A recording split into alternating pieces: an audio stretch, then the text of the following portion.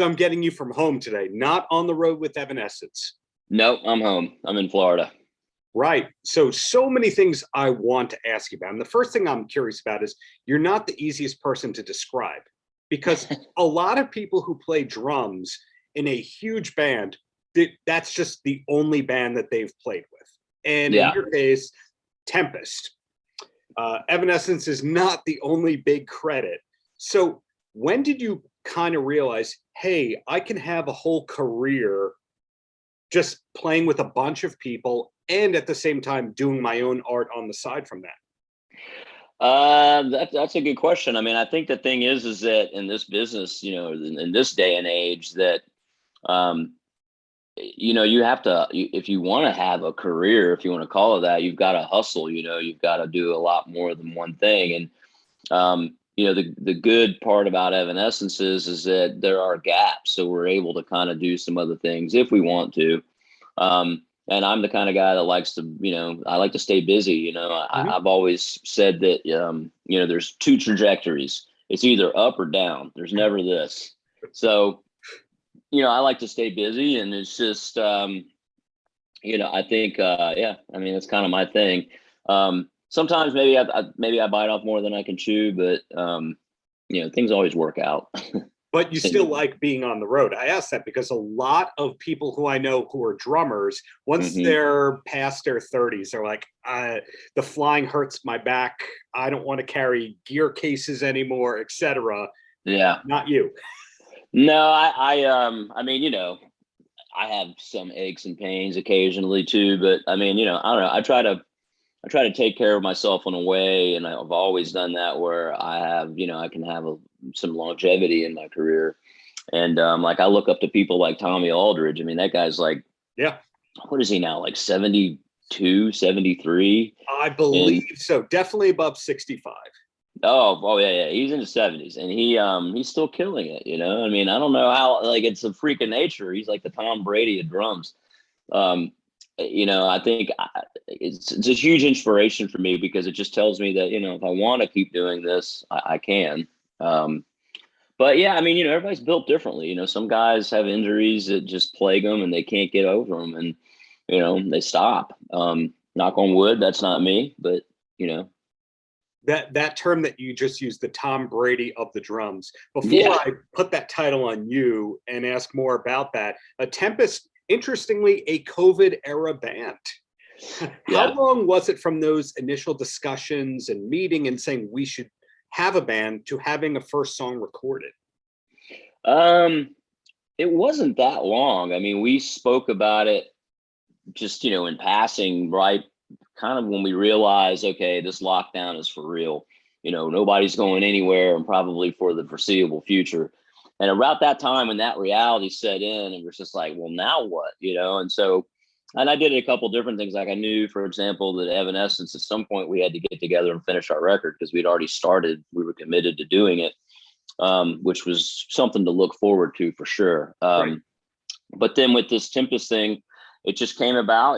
We started talking about it. It was Ron and I started speaking about, okay, well, who can we get to do some stuff with us? And then it was kind of just going to be between the two of us, just reaching out to a bunch of different people and having completely different lineups on any tracks that we did. And then it just, by default, it became that Chris, Doc, and Kyle were all like, yeah, let's just do it. It's like, well, that's too easy. Let's just do that, And so, we did these two tunes, and I don't think that we didn't really have a purpose for doing them other than to just do them. Because again, nobody was doing anything. Well, let's make some noise.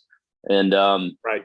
So we did, and they came out really good. And we're like, well, damn, I guess we kind of maybe we should slap a band name on this and do something with it, Yeah. So I hope that, I know that Chris mentioned a couple months ago, hey, let's write some stuff. Let's get together and write.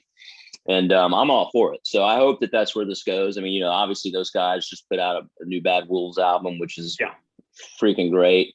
And they're in the process of doing, supporting that album.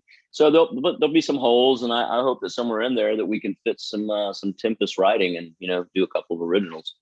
Well, the gentlemen that you just named, Chris and Doc and Kyle, and of course Ron, this band is not their only credit as well. So therefore, you borderline fall into that supergroup territory or that all-star band territory. Yeah. Now, Yeah. I mentioned when I did a Bad Wolves interview with a member like about 2 years ago, I asked the same kind of question. I went, so you guys all had bands before this. Yeah. So are you a supergroup? And the response was, nobody really knew our bands before this. So no, I hate that term. In this case, Yeah. I'm talking to the drummer of Evanescence. I'm talking to somebody who's playing with members of Bad Wolves. Do you like that all-star band kind of tag? No, not at all, man, because I really believe that you're only, the old saying goes, you're only as good as your last hit. And you know what I mean? I mean, it's constant, you're constantly evolving. And, I don't think none of us, I know this for a fact, none of us rest on our laurels. Well, I'm from this band. So, this has got to be great. It doesn't work like that. And I know that more than, as much as the next guy, I guess, because, like with Dark New Day, when Dark New Day was put together, it was myself, it was Brett Hessel on vocals, who was the bass player for Crüe and also the singer for Virgos. And then it was Clint from Seven Dust. It was Corey, from Stuck Mojo and Stereo Mud, and myself. And people were giving us this moniker of, supergroup. And it was just like, no, like we're a new band, just like any other new band. It just so happens that we've been doing this for a little bit, but that doesn't mean anything. I think you have to reinvent yourself, and it's only as good as you make it. And nobody that I've ever worked with rests on those kind of laurels, or I simply wouldn't work with them. That all, though, gets me excited for the idea of the Ringo Starr All-Star Band, which started in like 88, 89. And see, that's different. That's different. I think that there should eventually be a new metal version of that can go out and everybody does their 2 or 3 hits and they have that going. Yeah. That, to me, gets me excited about the future of touring, that the older the fans get, the more people want to hear those kind of hits. So never say never for you having that awesome side hustle. You are correct. That's not a bad idea, man. As these fans that were in the new metal world get older, they have more money to spend, so they can actually go to shows. So it works out. One hand helps the other. The $450 meet and greet package will be fantastic, and I look forward to that. But yeah, me too. But having a band where everybody is pretty busy and touring the world in their own right, I'm curious how that works in terms of scheduling. Is there a Tempest iCal or Google Calendar where as soon as the tour is booked, people go busy, and then you look and you fit in the empty dates? Well, not really. This is pretty loosey-goosey right now. I mean, I would imagine, like, if we wind up doing some originals, we do an original EP or something like that, and we say, hey, we should do some dates to support this. That's when things like that will probably start happening. But for now, it's been really loosey-goosey, kind of like, hey, I can go in and I can do this day, great. Okay, cool. Send those over. And then, Doc or Kyle or Chris say, okay, yeah, I can track this tomorrow, whatever. We're just kind of assembling it like that, and low pressure, low key. I mean, the only thing that kind of came up when we were doing this is that, you don't want to we realize that everybody's got their first priorities, like, for example, Bad Wolves for those guys. Yeah. Evanescence for me. And you don't want to calls, you don't want to cause you don't want to step on those toes, so to speak. Yeah. So the only thing that came with this is like, hey, look, out of respect, Bad Wolves does have a new record coming out. Let's make sure that we're not, interfering with that, because you don't want it to look like, oh, well, wait a minute, I thought that these guys were in Bad Wolves. What's going on with this? Right. And so that was the main thing, I think, with that part of it, was just, being respectful of everybody's lanes, but it was easy. We got by it really quickly and easily. And it was like, cool, and again, it's loosey goosey. To start it off as just having fun, and we want to keep it that way. Makes sense to me. You personally, I'm curious about, because there's those great credits that you've got, and rather than just naming them all, I'm curious, with rock drumming, did it all start with Van Halen, Kiss, Mötley Crüe with you, Or are you one of those people that found hard rock later in life? Oh no, man. I found hard rock when I was, early enough to listen to put headphones on. There's a picture of me. I must be about 3, 4, probably 3. And I've got, the blonde hair, the bowl cut. I've got a big pair of cans on and I'm just grinning ear to ear. And I think that's probably, right around the time that it all started for me. And my dad's a musician. And, my mother also a musician, and not professionally, but, they play. There was always music in my house. And I was just, I was submersed in music constantly. And I think, but as far as the hard rock side of it comes, I just remember that for me, where it all kind of came together and I was like, I'm doing that. I think I was like 5 and I saw Kiss on the Jerry Lee Lewis telethon for, muscular dystrophy, and, see fire and blood. And I'm like, oh yeah, I'm doing that. And so that's where it kind of, I guess, as early as I can remember, that's where it kind of started. And then pretty quickly after that, I remember my mother had an 8-track of Led Zeppelin 2. And so that once that came in, I was just, mesmerized by that whole thing at a young age. And then it just moved into like, Back in Black and Highway to Hell. And then, just on and on and on and on. And then, by, what was it, man? Must have been Christmas. Gotta be Christmas of 83 or 84, 83. I can't remember, but whatever. When Shot at the Devil came out. And I remember where I was when it was exactly when I saw the Looks That Kill video. Mm-hmm. And after having worked with Tommy, we talked about this, and I said, you guys did that right. It's unbelievable how you did that. But back then, what they were doing is Thriller had come out like that previous October. And so, the way MTV was airing that is like, they had a schedule for it. It was like at 4 o'clock in the afternoon and then 7:30 at night. And they would air the video like 2 or 3 times a day. And so you could tune in at those times and watch it. I think it's obviously pre on demand. And I remember it was Christmas night. So, everybody's at their house chilling, watching TV, and the Thriller video comes on at 7:30 at night. And at 8 p.m., as soon as that video ends and everybody and their brother was watching this, Looks That Kill came on. And, and then boom, that band just blew up. But I just remember seeing that, and I've never seen anybody play the drums that aggressively. And so again, it was another turning point for me. Like, okay, not only do I know what I want to play, what kind of music I want to play, but I want to play like that. It just started kind of dialing that in. Yeah, that album holds up. I give a lot of credit to Tom Werman, the producer, who Mötley Crüe doesn't quite love. Now, here's an off-the-cuff question, though.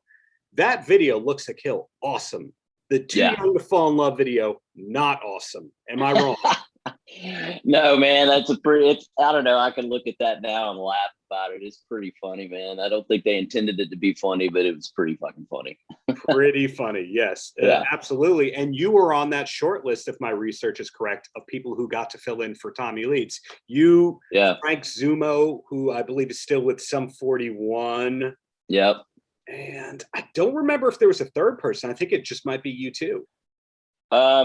No, there are. Hang on one second. Sorry, I got a 911 going on. Okay, cool. So actually, 2 other guys did play. Morgan Rose. Oh, from Seven. Yep, and then Glenn Sobel did as well. Oh, that's right, from the Alice Cooper band. What an underrated drummer he is. Oh, he's phenomenal. He's a technician, man. And then there's one other dude who actually, when I came to fill in for Tommy, they had one show that they had this guy. It's guy Harvey Warren from Calgary, Canada. So turned out to be a friend of mine. He's working at a Starbucks or something like that, and that's when Tommy got injured. Like, hey, you playing a Mötley tribute band? Come down and do this. He's like, are you kidding me? So yeah, he's another guy. I think that's it. I think that speaks to your modesty, because a lot of people I have interviewed, or I will potentially interview, the first credit in their press release would not be their new album. It would not be anything except one time filled in for Mötley Crüe. For Mötley Crüe, yeah. It is a pretty big freaking deal, man. But yeah, And now you know. When you came into that gig, one thing I'd heard was that you have an earpiece and Tommy gives some directions during the show, but I would assume you just knew how to play all those songs. It was a matter of hitting the lighting cues and the pyro cues. Well, yeah, I mean, yes and no, because like I knew certain songs that I had played or that I, you know, grew up practicing in my, you know, in my room. But then, you know, but then they were playing a 2.5 hour set because that was kind of the first reunion.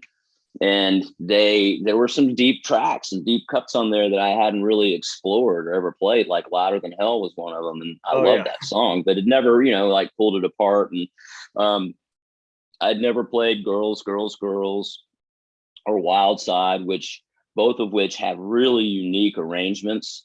And, you know, I had, you know, less than 24 hours to fine tune all of this. And, you know, and with cues, like you said, and stuff like that. So there was an immense amount of pressure to pull it off. But, you know, I made cheat sheet notes, had them up there. And then, you know, he was able to speak to me, you know, in my in-ear monitors. So it's like, hey, okay, get ready to change, you know, and kind of count me into it. So the first couple nights, you know, I had him telling me what was up, you know, and which made it, I don't want to say easy, but made it pretty easy. That's great to hear you were allowed to have a cheat sheet. I said because one person I interviewed who drummed for David Lee Roth had to hide the cheat sheet with his charts, and Roth saw it. And after the show had some words with him. In other words, I don't know if it's a vanity thing or if it's a lack of professionalism kind of thing. Maybe it's in your case because the stage is so far away from the fans that no one would see it. Well, I mean, you know, look, man, it's just kind of like, I don't know too many people that could fly into something like that. You know, you're learning 24 songs, some of which you have familiarity with, but, you know, by and large, I hadn't played a Mötley Crüe song in years. And, you know, it's like, hey, you want this to be good or do you want it to be average, you know, because I prefer it to be good. So, but I hide the notes. There's not like there's a sheet hanging up right in front of me, you know, it's like, I hide them, but you know, I think it's necessary in that kind of a thing. I don't know anybody that could pull that off, you know. Josh Freese could pull it off. The best he could probably pull it off. But he makes notes too. I've seen him. But before I ask you my last two quick questions here, an amazing story I heard about Josh Freese is there was a gig for Phantom Planet that Jason Schwartzman couldn't do. That was them opening up for somebody at Madison Square Garden, and they flew in Freese, and he listened to the album on his headphones on the plane and went, okay, I'll play the gig. There wasn't necessarily a chart. It's just like, okay, I can do this. Yeah, sure. He's a freak, man. He's got a natural, sense of arrangement, and, you know, transition and how to get in and out of parts. And, you know, and I think that, you know, anybody that's, you know, I don't know, decent at their craft, or you call a pro or whatever, I think instinctually you have to have some of that. Yeah. It's just he's operating at a little bit of a higher level with that than your average bear, so to speak. So it's that super talented guy. Existence of playing at Disneyland every day. That's probably pretty much, yeah. So my first of the last two questions here. Any run-ins at any time with any members of Van Halen over the years? Oh yeah, man. So wow, this is a really cool memory. A couple, but I can give you the best one. And Please. The best one is that, so I knew Wolfgang via mutual friends. Like he was really good friends with Clint and the Seven Dust guys. And we kind of had some of the same circle of friends. And at one point, Evanescence, our tour manager, was this guy, Marty Hom. And we always knew that Marty he was awesome. We always knew that Marty was going to leave to go do the Van Halen tour. It's the last tour they did. And so he left to go do the Van Halen tour. And Evanescence had played the Golden God Awards out in LA. And I flew home really early the next morning because Van Halen was playing in Orlando that night. And through Marty and Wolfie was like, yeah, come say hello, man. I'd love to say hello and hang out for a little bit before the show. So we get there a little bit early. I go backstage with my wife and we're hanging out with Wolfgang. and just having an awesome conversation, this really cool thing. And then out of the blue, Eddie walks in, and Eddie's got his guitar on, and he's just doing, simple warm up, just hanging out. And then it becomes this whole conversation. We're talking, and, Wilby's like, Pops, this is Will, this guy I was telling you about, Dark New Day and Evanescence. He's like, oh, hey, man. He was just the coolest thing ever. And just to see those two guys, father, son like that interact. I mean, they were father and son, of course, but they were like best friends.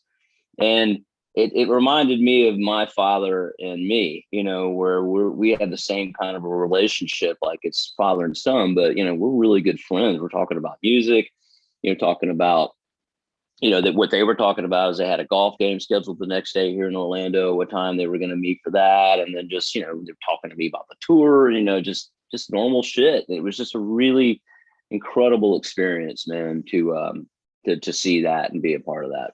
Word is that Dave was just in a different wing for those. He was. Days. Okay. Yeah, we talked about that. Eddie mentioned it, man. And he started kind of going into some things that at one point I'm like, man, I'm not sure if I should be hearing this, It's like, yeah, I'm awesome if you want to talk to me about it, but wow, and look, we all know Dave is a tough nut to crack, man. And whatever. But it was that was just an incredible experience that'll stick with me forever.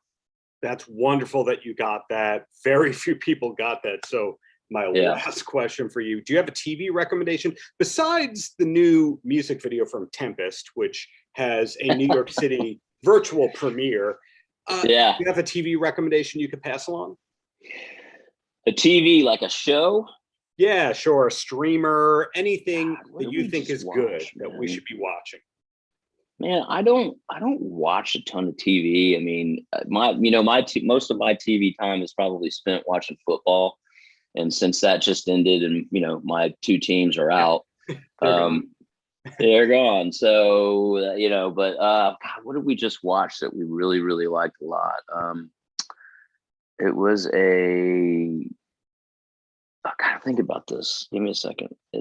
We just watched this. Oh, it was about these two guys it was on Netflix. It's about these two guys, or it's this town in Texas somewhere that has this history of wrongfully convicting people. And it was this whole crime drama. And they basically found these two pair of dudes that were convicted of crimes that, they kept saying, we never did it. And it was really, really good. And I don't remember the name of it. I'd have to look at that again. I'll look it up. But the key is you've been very generous with your time, and looking forward to all the future music coming from you, whether it is in Tempest, whether it's in Evanescence, whether it's a new mysterious project, whatever it is, Will, keep up the greatness. Thank you, man. I'll tell you really quickly. I'll tell you what the next thing is. The next thing is my band Rival City, which is with Jeff Gutt from STP, the new singer from STP. Yeah, Jeff Gutt. Yeah, Jeff Gutt. Yep. And he and I have been working on this for quite some time with our buddy Casey and some various other people. Worked with Kevin Sherko, the producer, on it. And that stuff's finally going to come out and see the light of day. And we're really looking forward to getting that out. That's exciting stuff. So be on the lookout for that. I'm excited for that. Jeff is a hell of a singer, great stage presence as well. So congratulations in advance on that one. Thank you, man. Thanks for your time. Paltrocast.